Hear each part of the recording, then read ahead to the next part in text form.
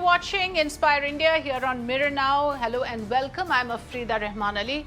So this is the show that talks about the good Samaritans in our society, those that are working tirelessly to close the gaps in the system. It is true that administration cannot reach everywhere, cannot do the micromanaging in every nook and cranny, but then there are the kind souls, the do-gooders who are doing their bit to bridge those gaps and to identify those lacunae in our society and address them. And that is what they're doing day in and day out. Remember, viewers, that we are now slowly recovering from the intensity of the second wave. And it's not just the governments that are making it possible, but also those individuals who work with community partnerships, NGOs, foundations, civil society groups often have come together to make it happen. So we are going to talk about two such individuals today. Chris Choker, based in Mumbai, who works with Khushiyan Foundation, is with us this afternoon on Inspire India. Welcome, Chris. Thank you for coming to Mirror Now and joining us on Inspire India. Chris works with underprivileged children now, and of course his journey began many years earlier, which he will tell us about. Let me also introduce Vishnu Kumar Bunty, founder of Manav Upkar, based in Aligarh in Uttar Pradesh. Vishnu Bunty actually does, right now, he's more involved with doing last rites for those individuals, for those bodies that are often abandoned by families. So he's engaged with a lot of other humanitarian work as well. The way he and his foundation has extended help and support to the poor and the helpless. We'll talk about that. Vishnu Bunty जी, शुक्रिया आप आए और हमारे साथ जुड़े inspire India में.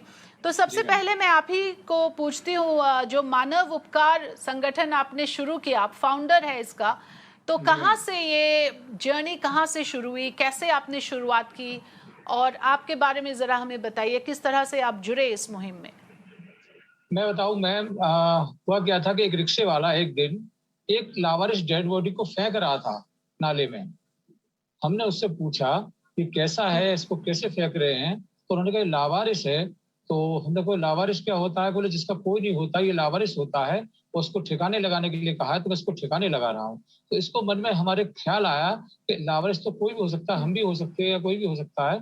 इसको देखते हुए तभी हमारे मन में एक ख्याल आया और 26 जनवरी 2000 को मानव उपकार संस्था नाम का एक संगठन मैंने खड़ा किया अपने साथ दोस्तों को मिलकर, जिसके बाद ये कारवां आगे चलता रहा. और 31 मार्च 2000 को सबसे पहले एक मुस्लिम समुदाय के शव का विधिवत अंतिम संस्कार कर हम लोगों ने इस प्रक्रिया को आगे बढ़ाया. जी हेलो. तो 2000 मतलब कि ये पेंडेमिक शुरू होने से काफी पहले से आप ये काम करते आए हैं. जी, और जब ये कोरोना वायरस आया तो उस समय तो आपके ऊपर बहुत ज्यादा जिम्मेदारी पड़ गया होगा इस तरह के काम के लिए, क्योंकि कितने सारे मौतें हो गई यूपी में भी, और हम लोग देख रहे थे कि कैसे गंगा में बॉडीज फ्लोट हो रहे हैं, उनको गंगा में कई बार लोग डंप कर देते हैं बॉडीज. कुछ तो रिवाज भी है वाटर फ्यूनरल का, लेकिन कुछ लोग क्रिमेशन नहीं कर पाते, इसलिए भी इस तरह का जो हम लोग रिपोर्ट्स देख रहे थे. तो 2000 से लेके अब 2021 तक हम आ गए, तो कैसे चीजें, किस तरह से स्थिति किस तरह से बदल गई आपके लिए ये वायरस के बाद? देखिए, कोरोना वायरस 2020 में आया था, पहला चरण जब 2020 में आया, तो जब आया तो लोग समझ नहीं पाए, एक साथ लॉकडाउन लग गया था. उस समय मौतों की संख्या थोड़ी कम थी, हो रही थी लेकिन इतनी नहीं हो रही थी क्योंकि लॉकडाउन लग चुका था. तो उस समय जो हमारे समक्ष चुनौती आई, वो सबसे पहले हम लोगों ने ये देखा कि तमाम प्रवासी मजदूर जो कि अलीगढ़ से सटे हुए गाजियाबाद, दिल्ली, एनसीआर, फरीदाबाद, गुरुग्राम एंड गुजरात और अदर स्टेट से जो काम करने के लिए गए थे अलीगढ़ और आसपास के डिस्ट्रिक्ट के, वो लोग अपने घरों को भाग छूटे.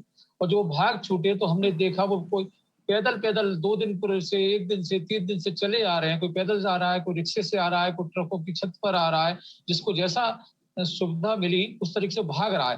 कई दिन से भूख से तड़प रहे थे, प्यास से तड़प रहे थे, साथ में छोटे छोटे दूध मुहे बच्चे भी थे, तो उनको देखा नहीं गया. तो 2020 में जब इस पहले चरण में हम लोगों ने सबसे पहले उनको भोजन की व्यवस्था की, लगभग 10 से 12 लाख लोगों को भोजन उपलब्ध कराया, साथ ही 2-3 लाख लोगों को चाय, बिस्किट आदि सप्लाई की, तथा काफी मात्रा में जो दूध हुए बच्चे होते हैं उनके लिए दूध की व्यवस्था कराई, और बहुत से लोग जो बीमार थे उनको दवाएं भी उपलब्ध कराई. इस तरीके से ये कारवां प्रारंभ हुआ और 2020 को हम लोगों ने फतह किया। कोशिश ये की कि किसी को कोई तकलीफ ना हो, कोई भूखा ना मरे और प्यास से प्यासा ना रहे। जी। उसके उपरांत ये कार्रवाई चलता रहा। तो मानव उपकार की शुरुआत तो हुई, ये लावारिस बॉडीज को क्रिमेट करने की एक मुहिम आपने शुरू की। उस टाइम आपको पता नहीं था कि कोरोना वायरस आने वाला है और इस तरह से आपको इतना कुछ करना पड़ेगा। हम आप पे वापस आएंगे। शुक्रिया विष्णु जी, आप बने रहिए हमारे साथ। Let me go across to Chris Chokar, who is also with us. Chris, you are based in Mumbai, and you must share your story with us as well. How you had this change of heart to get involved with humanitarian work and the kind of underprivileged children that you're working with today, Chris.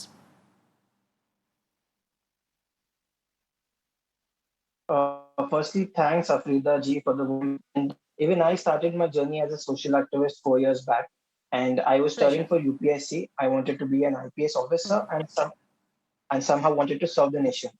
I wasn't really successful at that, so I thought, let's do whatever I can. Maybe without a uniform, I would still be able to help people. So there was this team called Beach Warriors that I joined, people who were already cleaning society around me, cleaning beaches around me.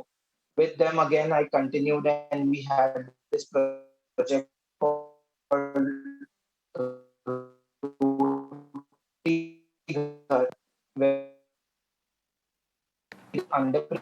Okay, I am sorry, Chris, there's a bit of a disturbance in your audio connection. We'll have to fix that and I'll come back to you. Vishnu Bunty ji, आप बताएंगे हमें कि जो आपने ये काम अपने ऊपर लिया, जो ये जिम्मेदारी आप निभा रहे थे 2000 सन से, उसके बाद फर्स्ट वेव आया, आप बता रहे थे कि गरीब मजदूर को आप खाना खिलाते थे। अब सेकेंड वेव में जो तादाद इतना ज्यादा बढ़ गया होगा लोगों के, जो इतने नंबर्स, तो कैसे हैंडल किया इस चीज को आपने? देखिए, जैसा कि सभी जानते हैं कि पूरे देश में मौतों की संख्या बढ़ी, उससे हमारा अलीगढ़ भी अछूता नहीं रहा और काफी तादाद में लोगों की यहाँ दिन ब दिन डेथ हुई। और उस डेथ में भी मैं आपको बता दूं कि जहां अब तक 300 से अधिक लोगों का, मतलब लगभग 400 समथिंग लोग केवल हमारे ही जो क्रेमेटोरियम है, जो हमारा अंतिम संस्कार स्थल है, जिसका नाम मुक्ति धाम है नुमाइश मैदान में, वहां हम लोगों ने की देखरेख में अंतिम संस्कार हुआ है। और इतनी बड़ी तादाद में हमने कभी जिंदगी में सोचा भी नहीं था, देखना तो दूर की बात है कभी ऐसा दिन आएगा, क्योंकि देखा जाए तो शमशान भी बहुत छोटा पड़ गया। तो हमारे शमशान में मात्र 12 प्लेटफार्म थे, मतलब एक दिन में हम लोग 12 शवों का अंतिम संस्कार कर सकते थे, इतनी सुविधा थी मात्र। और हिंदू धर्म में एक ये भी होता है, क्योंकि हमारे यहाँ अलीगढ़ में ना तो कोई एलपीजी शवदागृह था, ना ही कोई इलेक्ट्रिक शवदागृह था, तो साधारण लकड़ी, यानी कि लकड़ी से ही अंतिम संस्कार किया जाता है। तो लकड़ी से अंतिम संस्कार करने के उपरांत काफी देर में चिता ठंडी होती है, तो उनकी जो अस्थियां होती हैं उनको ठंडा होने में, चुनने में टाइम लगता है। लोग 1 दिन 2 दिन 3 दिन बाद तक उनको चुनते हैं, जिस कारण दूसरी समस्या ये भी हमारे समझ उत्पन्न हुई। लेकिन हम लोगों ने, हमारी मानवता टीम ने हार नहीं मानी और हम लोगों ने धीरे धीरे उन प्लेटफार्म की संख्या 12 से बढ़ाकर 16 की, 16 से 20 की, 20 से 24, 24 से 30 और लास्ट हमको 40 तक करनी पड़ी। यानी कि शमशान की जो सड़क तक है, वहां तक हम लोग अंदर, जो ग्राउंड के अंदर ही जो सड़क बनी हुई है, वहां तक हमको अंतिम संस्कार करना पड़ा, जिससे कि कहीं कोई लौटे ना, किसी को कोई दुख ना हो। क्योंकि अलीगढ़ से बुरी स्थिति दिल्ली, गुड़गांव, फरीदाबाद, आगरा, एनसीआर की थी। वहां क्या था कि 2-2 दिन में लोगों का नंबर आ, उन्होंने अपने परिजन को खोया था। दूसरा, उनके सबको लेकर बेचारे भूखे प्यासे तड़पते रहे, पड़े रहे, तो कैसे करें? इसके लिए हम लोगों ने, जब हमको ये मालूम पड़ा, तो हम लोगों ने इस चुनौती को स्वीकार किया और हमारे पास दिल्ली से, गुड़गांव से, फरीदाबाद, आगरा, नोएडा, अन्य जगह से भी जो लोगों की सूचना आई, जो अलीगढ़ में कहीं ना कहीं उनका लिंक था, वो रहने वाले थे, इलाज कराने के लिए गए, या वो पहले अलीगढ़ रहते थे, वहां जाके बस गए, या किसी का रिलेटिव यहाँ रहता था, उन लोगों ने हमसे हेल्प मांगी अंतिम संस्कार करने के लिए, और हमने किसी को निराश नहीं होने दिया और हम लोगों ने पूरा बाकायदा अंतिम संस्कार उनका, उनकी रीति रिवाज के अनुसार करने का करा। मैं सहयोग किया जी। इसके साथ साथ 2 चीजें आपने बताए हमें अभी। एक तो ये कि एक तो ये कि जो लोगों की जो सेंटिमेंट होता है, जो इमोशन होता है, उसका भी आपको ख्याल रखना होता है कई बार, कि जैसे ये चिता वो बुझेगी, उसके बाद आप उसको क्लियर करेंगे, 1-2 दिन उसमें लग जाता है, स्पेस की कमी है, एक बहुत बड़ी चुनौती वो भी है। और दूसरा, जो लोग अपने परिजन को जो अबैंडन कर देते हैं, जिनका जी, कोई जी। देखने वाला नहीं होता है, जी, जी, जी। उनका आपने डिग्निफाइड फ्यूनरल उनको एक देने की जी, कोशिश की। बिल्कुल। आपके फादर की भी मौत हो गई इस बीच, आप जी। बता रहे थे मुझे 2 जी, जी, हफ्ते जी। पहले की बात है। मैं जी, जी। आपसे उस 7 बारे में हाँ, बात 7 मई करूँगी। को। Let me go across to जी। Chris again, I will come back to you. आप पे वापस आएँगे। हाँ, Chris, coming back to you, please continue. We lost your line in between when you were talking to us about your journey, your dreams about becoming an IPS officer to serve the nation, but then you had to change gears and start humanitarian work. Please continue. Yes, so there was this cancer institute that I visited, ma'am, and that's where I realized that people are struggling for every breath that they take. And in the middle of that, we are complaining, and that's what had this whole heart change, wherein I totally dedicated my whole days and nights towards this social service. And gradually, we went on moving from one project to another. And just a month back, on April 18th, we started this Oxygen Seva, where my initial target was just to maybe help around 100 people, but we were really blessed when our number went viral, and around 250 to 300 calls was what we started getting per day. So we began taking calls, verifying suppliers of oxygen and suppliers of beds and all these other things. And what we did was we reduced the time in which a patient's relative used to call us, and they used to get provided with oxygen. So we on in the whole month we were able to help more than 4.5 to 5,000 people. Also, there were a lot of people like Ananta. Okay, that's They initially yes. funded.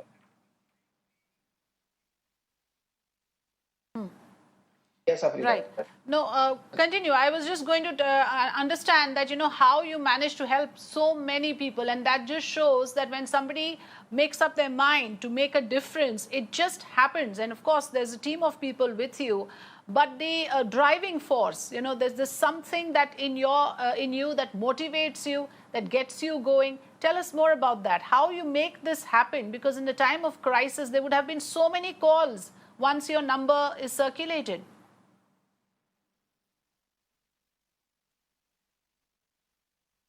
Yes, ma'am. Like I said, I learned this from my mentor, Mr. Chino Kawatra, that two hands can do wonders. And I realized that I just simply want to do my bit. I was very lucky to have this team who were taking around 250 to 300 calls. The sheer will to want to do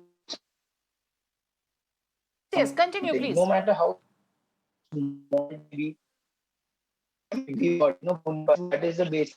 That's the basic. That's how it started. Also, many people like Ananta and Dilse, Ravina Tandonji, Raghav Juyalji, these people collaborated with us. They helped us raise massive funds so that we could be able to send oxygen cylinders to different states. We've sent cylinders to Delhi, to Uttarakhand, to Goa, and to many other places. So that way, each and every individual, when they helped us in this small bit, we were able to help thousands of people over a span of just 1 month.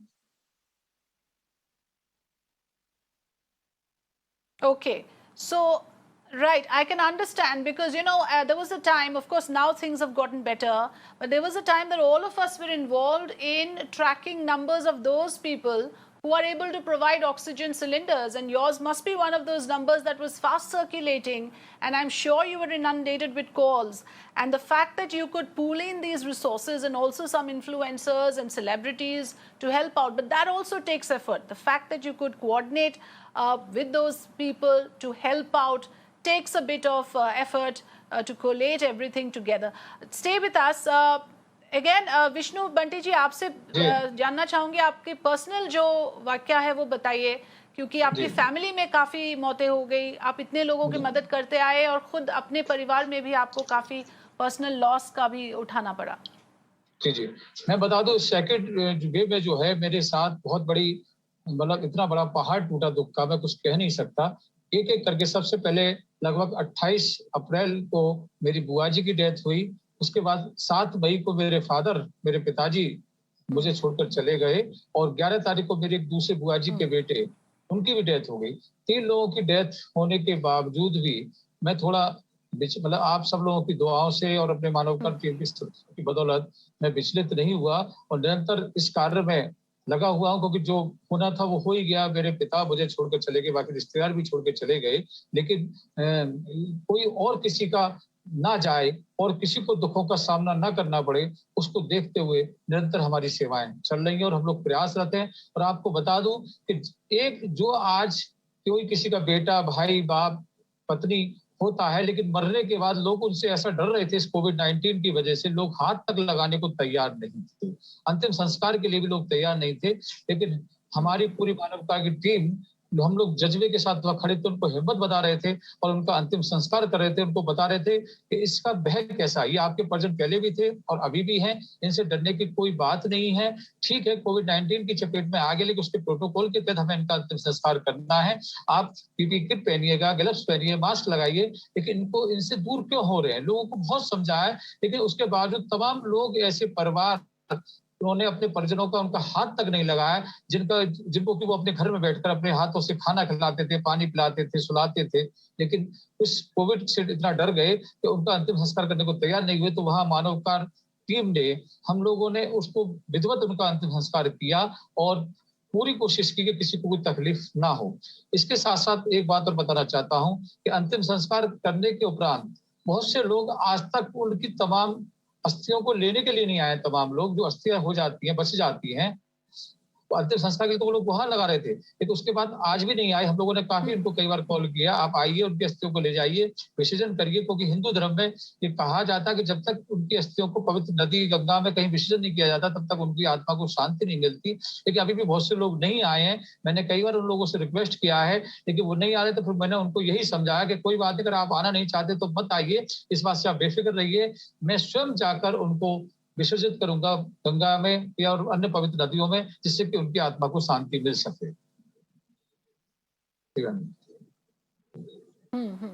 लेकिन साथ में ये भी है कि आपने हर religion के लोगों की मदद की। जी, अलीगढ़ जैसे शहर में पीपल ऑफ जी all ma'am. Religions live in Aligarh, तो जी, अलग अलग धर्मों के रीति रिवाज अलग होते हैं, उसका भी आपने जी, ध्यान रखा। जी बिल्कुल। इस पर हमें जरा बताइए कि कैसे आपने मैनेज किया कि सिर्फ एक धर्म के लोगों को नहीं, अलग अलग धर्मों के लोग भी आपके पास आने लगे जी, बाद में। जी, जी बिल्कुल। देखिए, हिंदू, मुस्लिम, सिख तीनों धर्मों का हम लोगों ने अंतिम संस्कार में महती भूमिका निभाई है। जहाँ भी हमें इन तीनों समुदाय के लोगों के सब मिले, हमने उनको विधिवत उनका अंतिम संस्कार करने में पूरा सहयोग किया।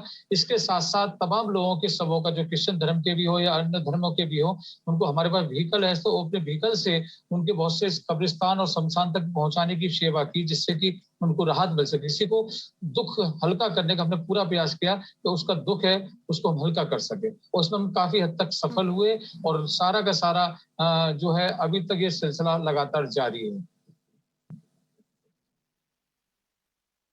जी, तो अभी जी, भी वो सिलसिला जारी है। जी, Chris, coming back to you again, on this, tell us a little bit more about the children that you work with, because you were mentioning to me in particular that you especially have inclination towards helping underprivileged children. What kind of cases did you encounter? Any personal experience that you would like to share during the peak of the pandemic? How bad was it, and where all did you have to assist when it comes to children? Since you've asked me this, ma'am, I would like to say that what Bunty ji is doing is like something very disheartening, the situations around him.